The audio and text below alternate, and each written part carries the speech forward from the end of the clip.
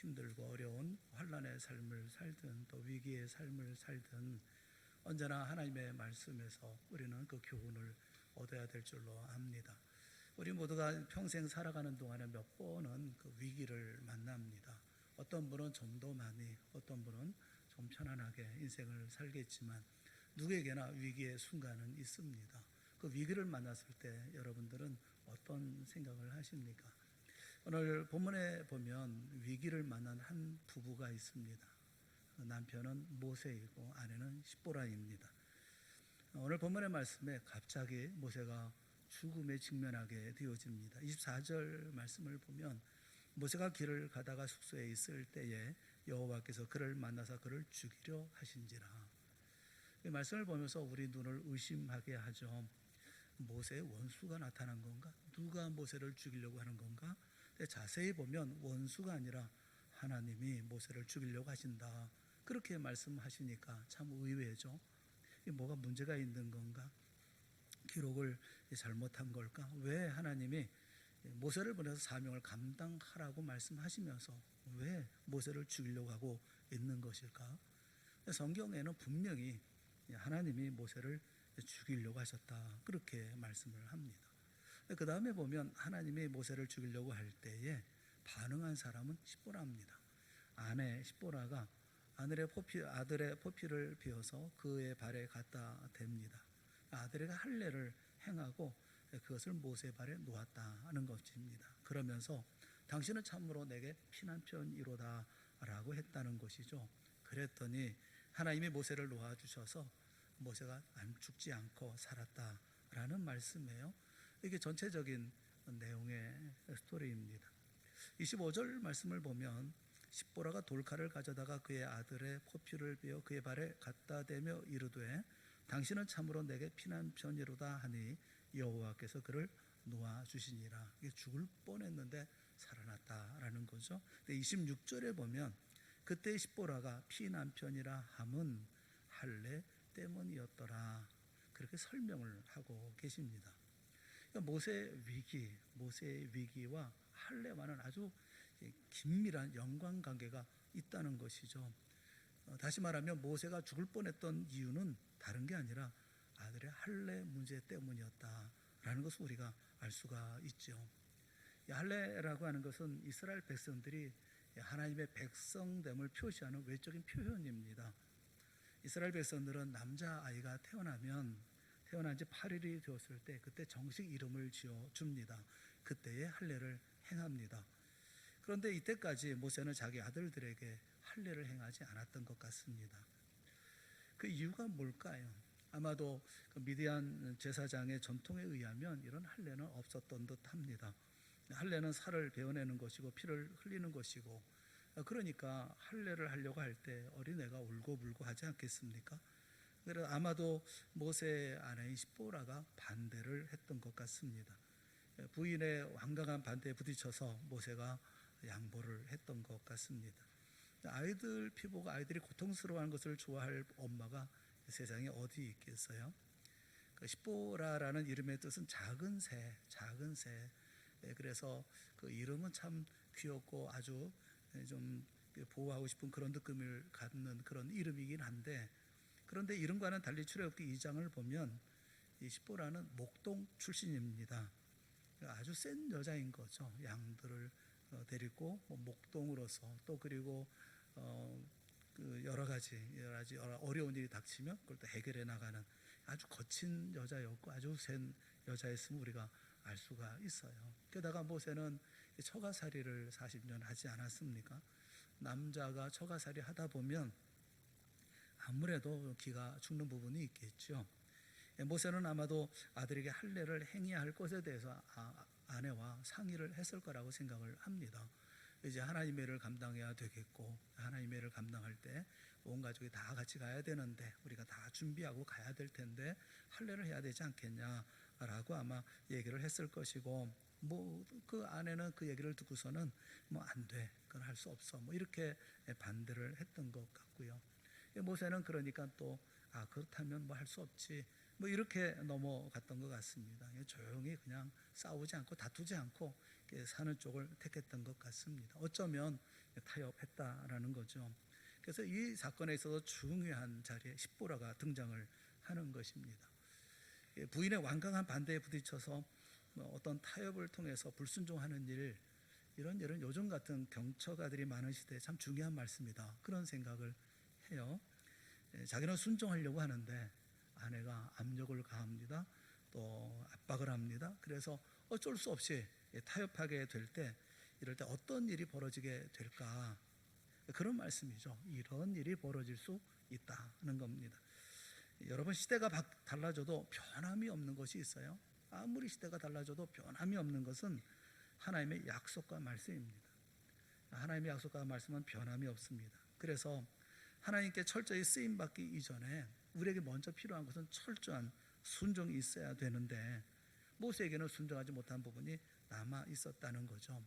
그래서 하나님은 이 모세를 사용하기 위해서 재촉하려고 모세를 죽이는 상황까지 몰고 가셨다라는 것입니다. 십보라 앞에서 남편 모세를 죽이려고 하니까 급해진 마음에 십보라는 잠깐만요 하면서 자신의 아이에게 자신이 직접 할례를 행하고 급하게 순종했다라는 겁니다. 이 사건을 통해서 우리가 아는 게 뭡니까? 알 수 있는 게 뭡니까? 여러 가지 우리가 말씀을 전할 수 있겠습니다만, 저는 말씀을 보면서 이런 생각이 들어요. 고난이라는 거, 위기라는 것은 사람을 빠르게 만드는 힘이 있겠다는 생각이 들어요. 우리가 위기를 만나잖아요. 그러면 어떤 일인지 빠르게 움직여야 되는 그런 상황이 벌어지는 거죠. 이 이후에 십보라는 아마 전폭적으로 아마 모세와 함께 하나님의 사역에 동참하는 그런 아내가 되었을 거라는 생각을 갖게 합니다. 어떤 분들이 그런 얘기를 해요. 하나님 말씀에 순종하려고 하면, 그러면 그 사기, 4가지 기, 그걸 거쳐야 되는데 이걸 버려야, 이걸 넘어서야 된다, 이렇게 말씀하는 분이 계셔요. 예를 들어 새벽 예배든지 금요 기도회든지 예배든지 뭐든지 이 4기가 있다는 겁니다. 4가지 기. 첫째가 뭐냐면 포기. 기라고 그러니까 무슨 기 이렇게 난 그런 기가 아니라 그 말 뒤에 나오는 포기.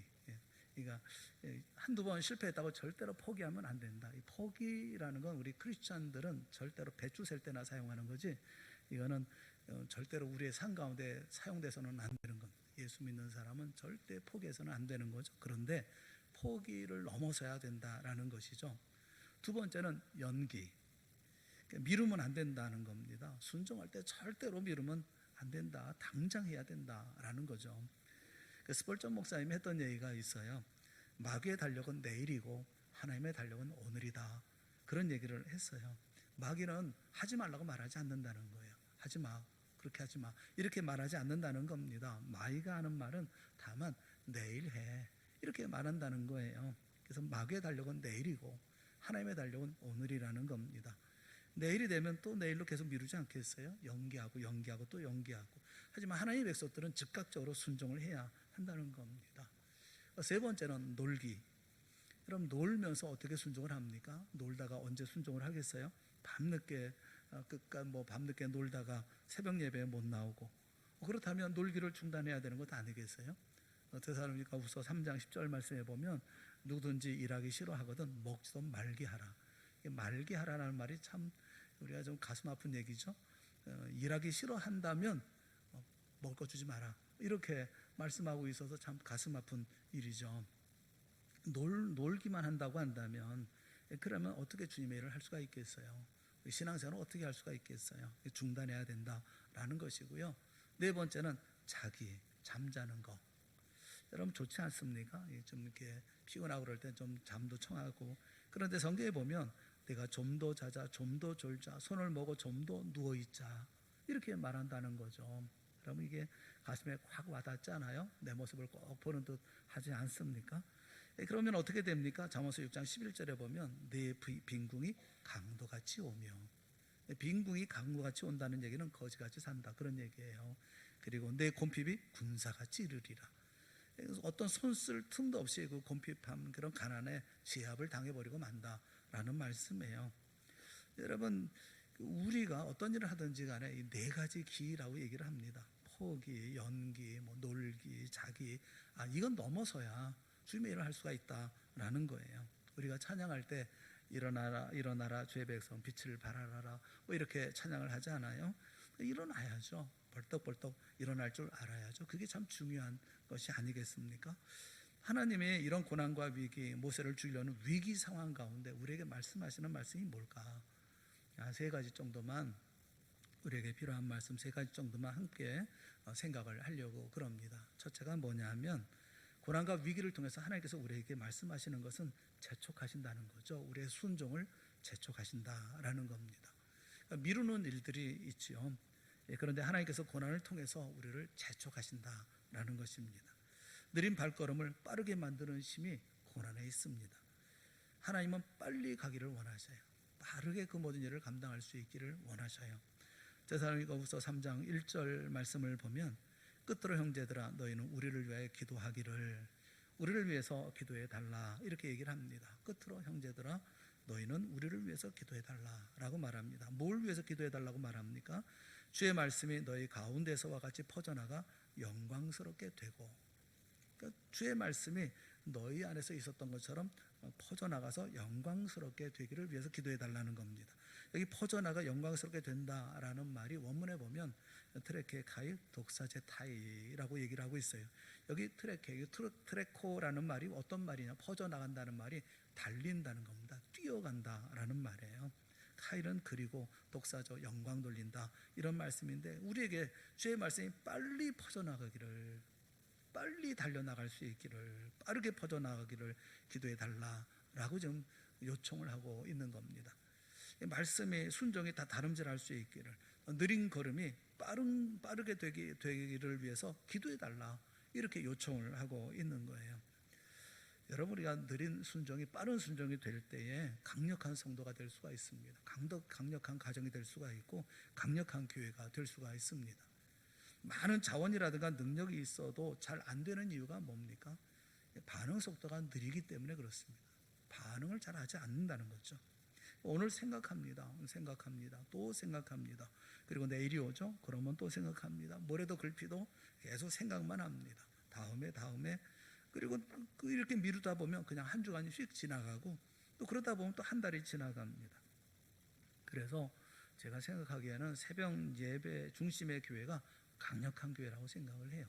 새벽 예배 중심의 교회, 또 그렇게 새벽 예배 중심의 삶을 사는 성도, 그런 사람이 강력한 성도가 될 수 있죠. 왜냐하면 매일 아침 첫 시간에 하나님 앞에 예배합니다. 그리고 하나님의 말씀을 대하고 예배하고 다시 기도하면서 결단합니다.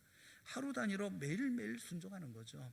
그날 새벽에 주님 앞에 엎드려 기도하고 마음에 결심하고 실천합니다. 그러니까 하루가 얼마나 알차고 강력하게 살 수가 있겠어요.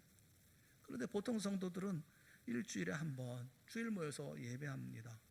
그리고 이렇게 한 주 또 지난 다음에 다시 또 모여서 예배하고, 그런다면 어떻게 다시 우리가 강력한 삶을 살 수가 있겠습니까? 더더군다나 요즘에는 코로나로 그마저도 쉽지 않잖아요. 언제 결단하고 언제 깨닫고 언제 실천하고.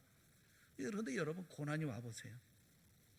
고난이 오면 얼마나 빨리 움직이겠습니까? 빠르게 순종을 하게 되겠죠. 그럼 왜 고난을 주시겠습니까? 빨리 속히 움직이라고, 빠르게 주의 말씀에 순종하라고 주신 거 아니겠어요? 창세기 31장에 보면 야곱에 대한 기사가 있습니다. 야곱이 삼촌 라반의 집에 있어요. 원래 야곱이 있어야 할 자리가 어디입니까? 야곱은 라반의 집에 있는 게 아니라 가나안 땅에 있어야 되겠죠. 안 가잖아요. 계속 가지 않습니다. 계속 돈만 모으고 재산만 모으고 있어요. 그러니까 삼촌 라반으로 하여금 힘들게 하지 않습니까? 핍박받게 만들잖아요. 야곱이 보기에 삼촌 라반의 안색이 변한 거예요. 나를 보는 시선이, 그 얼굴빛이 다른 거예요. 그러니까 할 수 없이 떠납니다. 라반의 적대감이 야곱을 가나안으로 옮기게 만드는 원동력이 됩니다.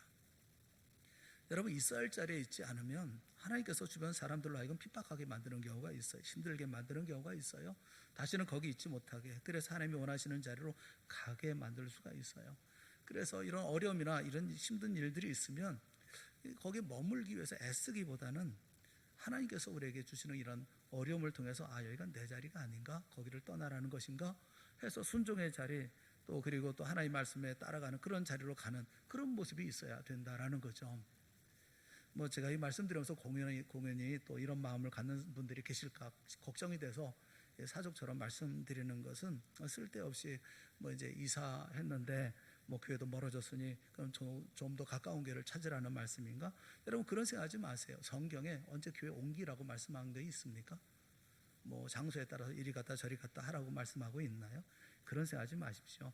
오히려 나태한 자리에 대한 얘기입니다. 충성하지 못한 자리에 대한 얘기예요. 소명의 자리에 대한 얘기예요. 열심을 내라, 좀 충성하라, 그렇게 말씀하고 있는 게 그 자리를 떠나라는 것은 내게 주어진 소명의 자리, 충성의 자리가 있잖아요. 이 자리를 떠나라, 그래 빨리 속히 떠나라는 말씀이잖아요. 애굽에 학대가 있었죠. 그것이 이스라엘에게는 복이 되지 않습니까? 애굽에 학대가 없었다고 한다면 이스라엘 백성들이 떠났겠어요? 여러분 애굽에서 40년 무려 400년을 살았어요. 400년을 살았으면 애굽이 고향입니다.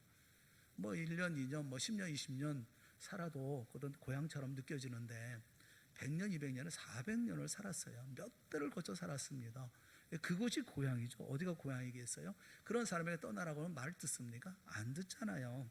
그런데 핍박을 당하고 뭐 아들 낳으면 죽이라고 하고 지긋지긋한 일들이 벌어지니까 어쩔 수 없이 떠나는 거 아닙니까? 어디로 떠납니까? 하나님이 약속하신 가나안 땅으로 떠납니다. 우리를 게으름의 자리에서, 불순종의 자리에서, 나태함의 자리에서 떠나게 만드는 강력한 힘이 있는데 그 힘이 뭐냐면 고난입니다. 위기입니다. 고난당하니까 다 떠나잖아요. 그래서 하나님, 내가 있어야 할 자리가 아니군요, 제게 성령 충만함을 주셔서 빠르게 순종하여 주시옵소서, 그런 기도가 필요한 거예요. 실제로 야곱은 그 떠나기 전까지 그 아내들이나 가족들에게 하나님을 증거하지 않는 것 같습니다. 야곱은 굉장히 과묵하게 살았던 것 같아요. 고난이 와서 떠나야 하니까 그때야 처음으로 아내에게 복음을 전합니다. 하나님에 대해서 말씀을 전합니다.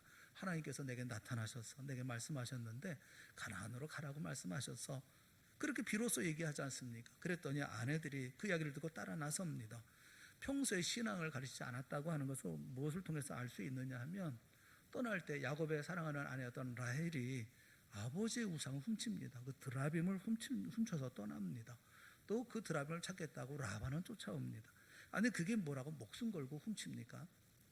이 고난을 통해서 야곱의 가족에 임했던 그런 복이 있어요. 믿음으로 하나가 되는 복, 또 그것을 떠나서 가나안으로 출발하는 복, 하나님의 자리로, 새로운 하나님의 자리로 가는 복, 이런 모든 것이 임하게 만든 것은 바로 고난이었다, 이 어려운 박해였다라는 거예요. 그래서 여러분, 고난은 두려워할 게 아닙니다. 우리 삶 가운데 위기가 찾아오고 고난이 찾아오면 우리는 생각을 해야 됩니다. 아, 하나님이 나를 재촉하시는구나, 더 빨리 가기를 원하시는구나, 이 속도가 아니구나, 이렇게 살아서는 안 되는구나, 속도를 올리라는 뜻이구나. 여러분 딴 생각하지 말고 그런 생각하면 좋겠어요.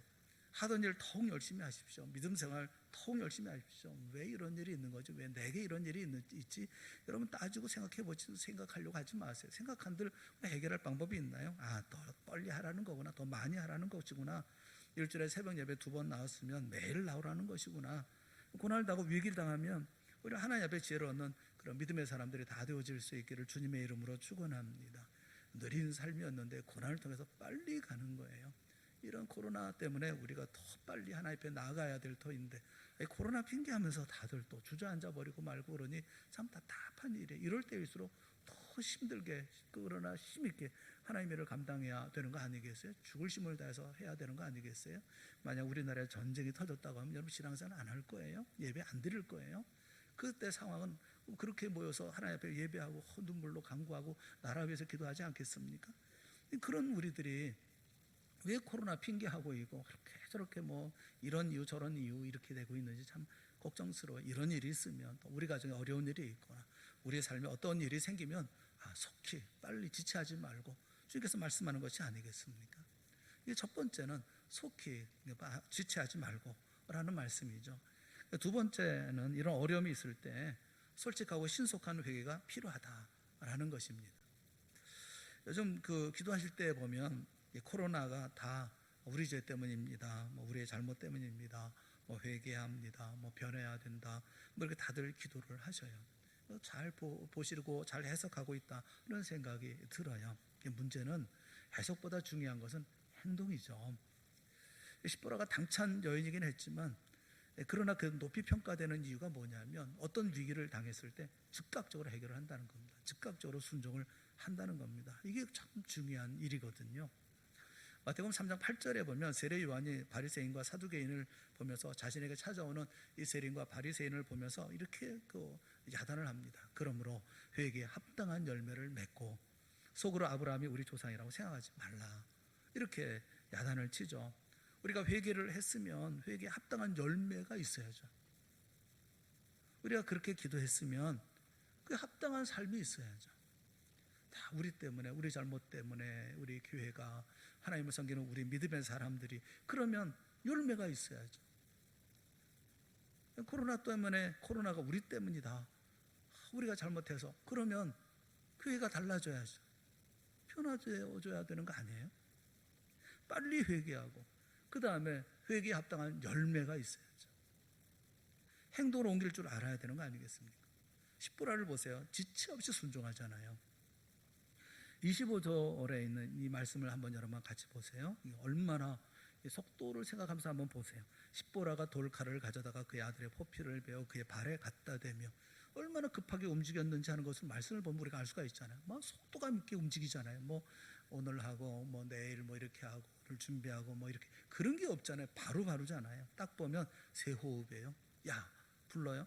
그리고 에잇 하고 잘라요. 그 다음에 여기요 하고 던집니다. 이게 세 호흡이잖아요. 야 에잇, 그 다음에 뭐 여기요. 기가 막힌 속도로 순종하잖아요. 굉장히 빛의 속도로 움직이잖아요. 그리고 당신은 참으로 내게 피난편이로다 외쳤을 때 남편이 죽음의 위기에서 벗어나지 않습니까? 아내분들은 잘 들으셔야 돼요. 계속 불순종하면 남편이 어려울 수도 있다. 모세를 여호와 하나님께서 어떻게 죽이려고 하셨을까요? 그건 뭐 알 수가 없습니다. 어떻게 죽이려고 했는지 그건 알 수가 없어요. 진짜 하나님이 나타나서 죽이려고 했을 수도 있고, 뭐 어쩌면 갑자기 아파서 막 뒹굴면서 뭐 죽을 것처럼 고통스러워할 수도 있고, 어쩌면 병으로 갑자기 쓰러져서 정신이 없는 상태에 쓰러져 있는 것일 수도 있고, 어쨌든 어떤 경우든지 분명한 것은 아내 십보라가 알았다는 거예요. 이러다가 남편이 죽겠구나 하는 것을 알았다는 거예요. 그리고 원인도 알았다는 겁니다. 아들에게 할례를 행하지 않으면 남편이 죽겠구나 하는 걸 금방 알아차렸다는 겁니다. 모세나 십보라는 고난의 문제의 원인이 뭔지를 알고 있었어요. 이 가정의 문제는 아들에게 할례를 행하지 않은 것이라는 것을 알고 있었습니다. 그러니까 이런 위기가 오니까 의논했다, 뭐 상의했다, 물어보았다, 그런 말 없잖아요. 즉각적으로 우리 가정의 문제는 아들의 할례를 행하지 않은 것이 문제다, 알았죠. 그리고 바로 순종하지 않습니까? 우리가 몰라서 순종 안 합니까? 여러분, 미루고 있는 순종이 뭐예요? 뻔히 알고 있는 순종해야 할 일, 그 고난이 오면 움직이겠습니까? 급박한 어려움이 와야 움직이겠어요? 내 가족 가운데 누군가 어려움을 당해야 움직이겠습니까? 반대의 경우도 있을 수 있겠죠. 아내는 순종하려고 하는데 남편이 계속 반대하면, 그러면 아내가 고난 당할 때야 순종하겠어요? 아내가 위급한 상황이 닥쳐오면 그때 순종하겠습니까? 하나님 앞에 이런 위기가 와야 움직이는 거, 그건 참 어리석잖아요. 그거 바보스럽지 않습니까? 사인이 오면, 깨달음이 있으면 즉각적으로 움직여야 되잖아요. 주일 성수 안 하고 있었다면 주일 성수하고, 11조 안 하고 있었다면 11조 하고, 감사헌금, 절기헌금 내가 보기에도 그건 아니다 싶으면 고쳐서 신껏 하고, 불평하고 원망하고 있었다고 한다면 이런 건 옳지 않은 삶인데, 그러면 아무것도 염려하지 말고 모든 일에 기도와 간구로 너희 구할 것을 감사함으로 하나님께 아뢰라 라는 말씀을 기억하면서 하나님께 감사함으로 기도하고, 나태하고 게을렀다고 그러면 정신 차리고 열심히 내고 충성하고 그래야 되지 않겠어요? 또 케네디 가문이 있죠. 많은 가족이 죽었죠. 그 큰아들 로버트가 죽고 존 F 케네디가 죽고 뭐 다 안 좋지 않습니까? 근데 그 이유에 대해서 그 어머니가 그런 얘기를 했어요. 아버지가 양조장을 했다는 겁니다. 할아버지가 양조장을 했다는 거예요. 그래서 어머니가 그렇게 한탄하죠. 우리 가정에 술을 만들어서 많은 가정을 파괴시켰더니 하나님께서 우리 가정을 파괴시켰다, 뭐 그렇게 얘기를 했다잖아요. 물론 직업에 귀천은 없어요. 뭐 술을 만드니 뭘 하니 그것이 중요한 것이 아니라 문제는 중심이죠. 돈 벌려고 다른 사람 망쳐서 나만 돈 벌려는 그런 욕심으로 사업해서 되겠어요? 그게 뭐 꼭 술만의 문제겠어요? 다른 사람이 볼 때도 좋은 사업이라고 하더라도 욕심껏 내 욕심 차리려고 한다고 그런다면 그게 다 그게 그거지 뭐 다를 게 뭐가 있겠어요? 주님이 우리 각자에 주시는 마음의 찔림이 있고 소리가 있습니다. 이렇게 고난의 조짐이 오기 전에 빨리 순종하는 모습으로 갈 줄 알아야 되는 것이 아니겠습니까? 적어도 10%가 훌륭한 점이 여기에 있다는 겁니다. 위기가 왔을 때 즉각적으로 순종했다. 원인이 뭔지를 아니까 그 원인을 금방 자신이 회개하고 그 다음에 바로 그렇게 했다는 겁니다. 이거 사실 이거보다 중요한 거 없잖아요. 빠르게 변할 수 있는 거, 자신의 모든 것을 꺾는 거 다 꺾어버리고 그 다음에 주의 말씀에 순종하는 거. 자기 욕심으로 인해서 혹시 잘못된 길로 갔다 하더라도 주께로 바로 돌아올 줄 아는 그런 모습이 있어야 되는 거 아니겠습니까? 우리나라도 자식들의 일종의 우상이 되어져 버린 것 같습니다. 중국은 아예 법적으로 한족은 하나 그 이상 둘 이렇게 못 낳게 하나만 낳도록 만들었죠. 하나씩 낳았어요. 그런데 그 애들을 뭐라고 부르는지 아십니까? 소황제라고 부릅니다. 소황제. 왜냐하면 이 아이들은 6명의 시종을 거느리고 있기 때문에 그렇습니다. 6명의 시종은 누구냐면 첫째는 아버지와 어머니가 시종이고요. 두 번째는 친할아버지, 친할머니가 시종이고요. 세 번째는 외할아버지, 외할머니가 시종입니다. 최소한 6명은 그 아이를 하나를 쳐다보면서 종처럼 그렇게 부리고 있다는 거죠. 그러니까 얘가 다른 데 이상한 데로 가지 않습니까? 교육이 전혀 안 되는 거죠. 저는 중국이 잘 나가는 나라라고 생각하지 않습니다. 이런 아이들이 커서 성이 되어 있거든요. 제대로 갈 리가 있나요? 우리나라도 비슷한 현상이 벌어지고 있는 것 같습니다. 법적으로는 제재를 안 합니다. 근데 알아서 하나만 낳습니다. 아이 하나만 낳는 가정을 보면 아이가 우상이겠다 그런 생각이 들어요. 여러분 생각해 보세요. 아니 유치원에 다니는데 무슨 사교육비가 그렇게 필요합니까? 이해가 잘 안 되더라고요. 그것 안 하면 아이가 뒤처지고 아니면 낙오되는 줄 알고 있어요. 그러면서 하는 얘기들이 이 나라 살기 힘들다.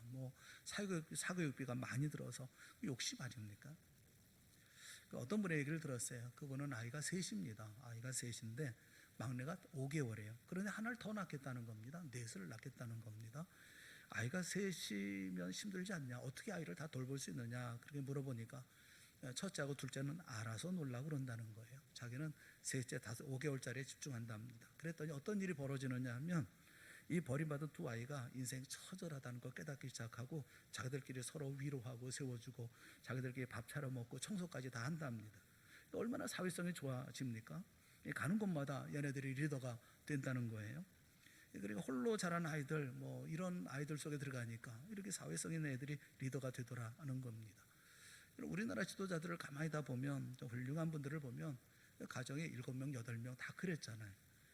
아무리 못해도 5명 이상의 가정에서 다 태어나서 그렇게 산 그런 분들이 훌륭한 사람들이 되지 않습니까? 이제 하나만 낳고 난 다음에 거기 인물이 있으려나 걱정이에요. 애밖에 모르는 애지중지하고 바보 만드는 거 아닙니까? 스스로 할 줄 알아야 능력이지. 자식이 우상이 되어져 버리고 있어요.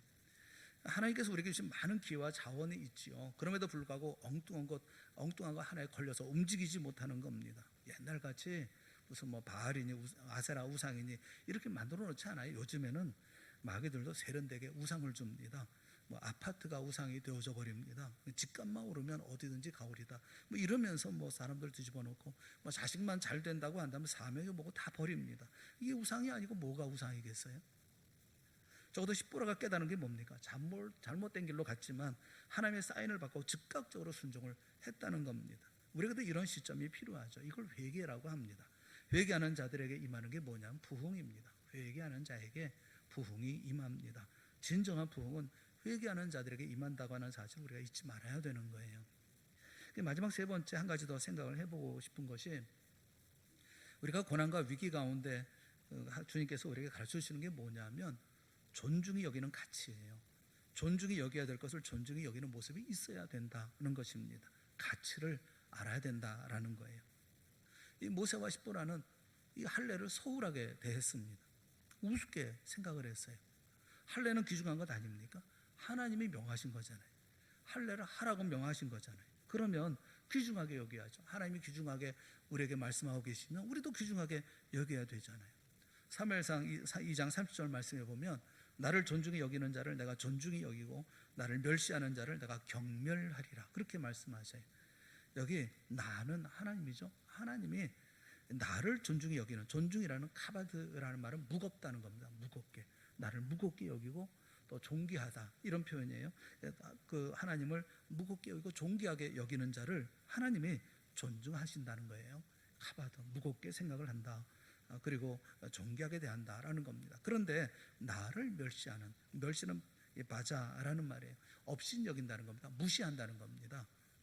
나를 멸시하는 자, 이 바자, 나를 멸시하는 자를 내가 경멸해라. 단어가 달라요. 이 경멸이라는 말은 콰랄입니다. 콰랄이라는 말은 작다, 가볍다라는 말이 있어요. 작게, 가볍게 생각을 하겠다.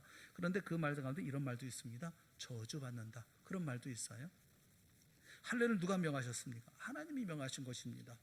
그렇다면 존중해야죠. 하나님이 귀하게 보시는 것을 귀하게 볼 줄 알아야 되는 거 아니겠어요? 하나님이 귀하게 보시는 게 뭡니까? 예배를 귀하게 보시잖아요. 예수님께서 요한복음 4장 23절에 아버지께서는 자기에게 이렇게 예배하는 자들을 찾으시느니라 라고 말씀하죠. 내가 예배하는 자를 찾겠다. 하나님은 예배를 귀하게 여기시는데 예배를 우습게 생각하면 되겠습니까? 예배야 뭐 주일날 한 번 드리면 되지 뭐 몇 번 드려야 되나? 그때부터 잘못된 건 아니겠어요? 하나님이 그렇게 원하시는 게 뭡니까? 전도하는 것 아닙니까? 잃은 양을 찾는 것, 하나님이 귀하게 여기는 것을 우리도 귀하게 여겨야 될 거 아니겠어요? 예수님이 십자가를 귀하게 여기지 않습니까? 그러면 우리도 십자가를 귀하게 여겨야 될 것 아니겠어요? 그런데 그렇게 귀하게 여길 때를 귀하게 여기지 아니하고, 누가 밥 한 끼 사준다 그러면 예배고 뭐고 다 포기하고, 또 어떤 모임이 있다 그러면 다 거기 뛰어가 버리고, 또 그 자체가 좋다 나쁘다 보다는 멸시하는 거 아닙니까? 가볍게 여기고 경솔하게 무시하는 거 아닙니까? 하나님은 그렇게 멸시하면 하나님도 내 인생에 대해서 경멸하시겠다, 그런 말씀이잖아요. 모세와 십보라가 할례를 멸시했습니다. 자신들이 생각하면서 하나님 명령에서도 그거 뭐 그렇게까지 뭐 해야 되나? 뭐 이러면서 무시해버렸어요. 여러분, 귀한 것을 귀하게 여겨야 되잖아요. 가치 회복의 현상이 일어나야 된다라는 겁니다. 이들이 다시 이 할례를 소중하게 여기고 이것을 해결을 했을 때, 그럴 때 놀라운 하나님의 은혜가 있는 거 아닙니까? 하나님께서 기도하기를 원하시잖아요. 새벽 기도 우습게 생각하지 마십시오. 금요 기도 우습게 생각하지 마십시오. 우리가 모여서 기도할 시간이 새벽 기도밖에, 또 금요 기도밖에 없잖아요. 새벽에 나오지 못하면 금요 기도로 나와야지. 오죽하면 중직자들 나와서 기도하라고 얘기를 하겠어요. 여러분, 기도하기를 원하시면 우리 기도해야죠. 뭐 이유열을 불문하고 해야 되잖아요. 그래야 능력과 은혜가 나타나는 거 아닙니까? 여러분, 이런 것을 뭐라고 얘기하냐면 문화라고 그래요. 문화. 예배를 중요시 여기는 문화, 이런 신앙적인 문화, 교회의 문화, 이게 중요한 겁니다. 이게 이렇게 훈련받으면 문화화되는 거예요. 그럴 때 강력해질 수가 있는 거예요. 그 중국을 여러 번 왔다 갔다 하면서 제가 보는 것인데, 중국은 뭘 만들어 크게 만듭니다. 뭐 공항을 만들어도 아주 크게 만들고요, 건물을 만들어도 크게 만들고 뭐 굉장히 만들어요. 많은 사람들이 중국에 갔다 와서 참 놀라죠. 중국은 대단하다. 뭐 기술도 뭐 많이 이제 조금 있으면 미국도 추월하겠다. 뭐 다 추월할 거다. 이제는 뭐 세계를 리더하는 그런 나라가 될 거다. 이렇게 얘기하는 분들이 계셔요. 그런데 중국을 자주 다녀본 저는 그렇게 생각하지 않습니다. 중국은 그렇게 성장하지 못합니다. 왜냐하면 아직 문화가 멀었기 때문에 그렇습니다. 하드웨어는 갖추고 있는데 소프트웨어는 없어요. 정말 형편이 없습니다. 질서의식도 형편없고, 얼마나 더러운지 여러분, 백화점 화장실도 못 갑니다. 더러워서.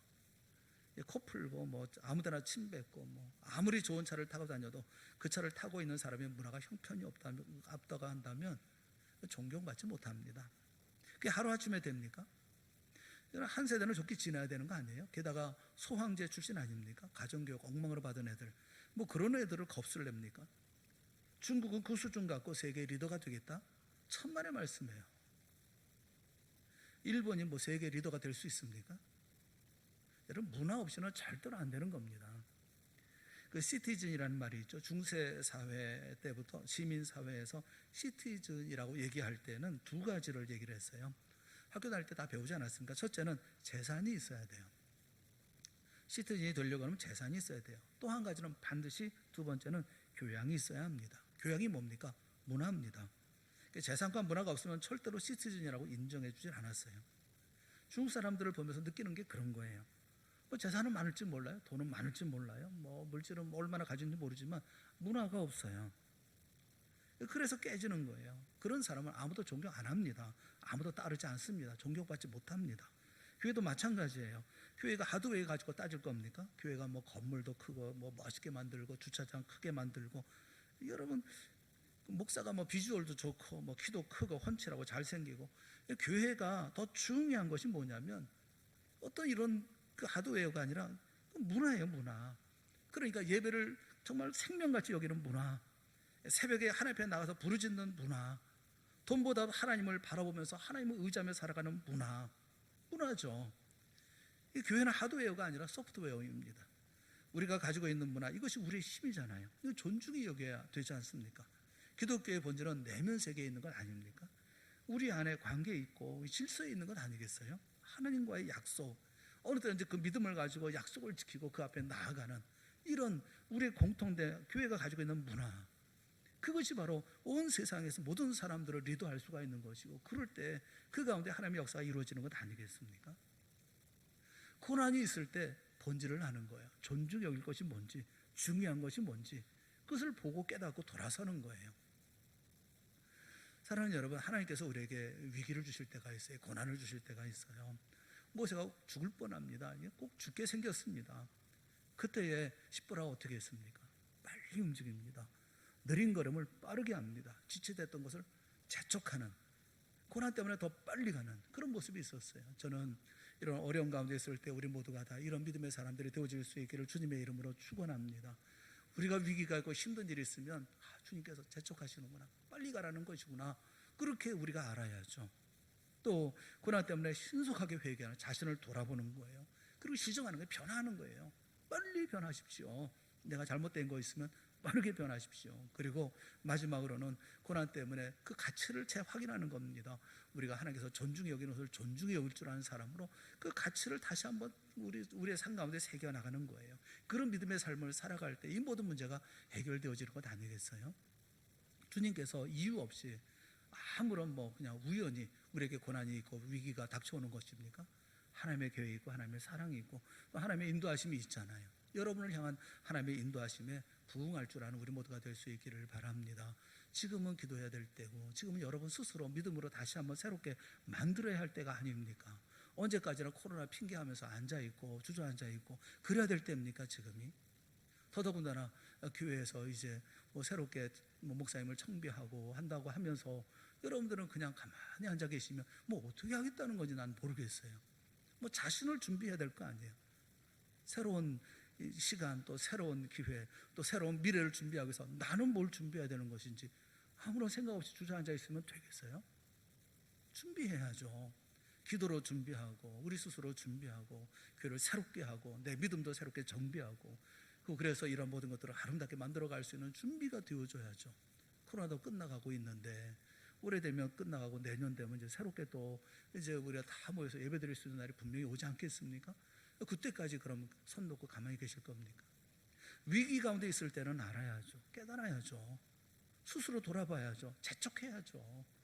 그리고 우리가 다시 한번 변화시켜야죠. 우리 스스로를 변화시키고 옳은 것이 뭔지, 우리가 빠뜨린 것이 뭔지, 그리고 하나님께서 귀하게 여기시는 것이 무엇인지 다시 돌아서야죠. 우리 모두가 이런 믿음의 자리 가운데 설 수 있기를 주님의 이름으로 축원합니다. 동산교회를 사랑합니다. 우리 교회가 아름다운 교회가 되어지고 힘있는 교회가 되어지고 주 역사를 이루어나가는 교회가 되어질 수 있기를 정말 간절히 바랍니다.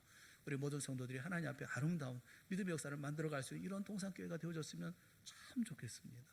그러기 위해서 우리에게 주어지는 이 자리, 이 순간 우리가 해야 할 일이 뭔지, 이 십보라를 보면서 모세의 죽음 앞에 놓여져 있는 이 위기를 보면서 어떻게 할 것인지 다시 한번 새롭게 결단하고 결심하고 또 변화되어져서 주 앞에서 아름다운 믿음의 사람들로, 가정으로, 교회로 변화되어진 놀라운 역사가 있기를 주님의 이름으로 축원합니다. 함께 기도하겠습니다. 사랑하는 하나님 아버지,